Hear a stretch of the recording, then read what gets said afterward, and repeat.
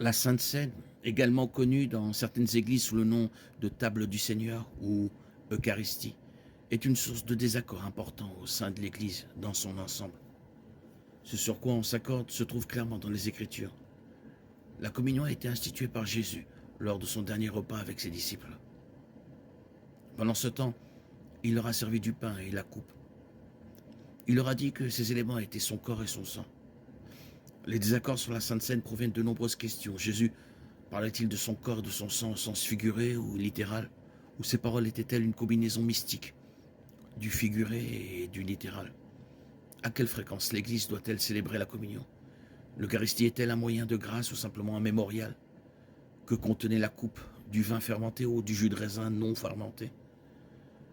Comme Jésus n'a pas donné d'instructions précises et détaillées concernant le rituel, il existe naturellement des conflits sur le comment, le où et le quand, et sur ce que représentaient exactement le pain et le vin.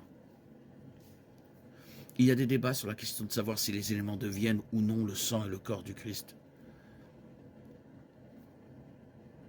Telle est la doctrine catholique de la transubstantiation.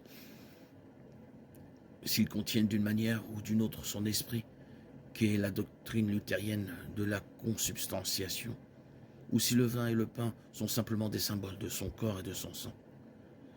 Il y a des opinions divergentes sur la liturgie qui devraient être dites et sur la question de savoir si la confession devrait ou non faire partie du rituel. Les confessions diffèrent sur la fréquence de la communion, la manière dont elle doit être accomplie et par qui.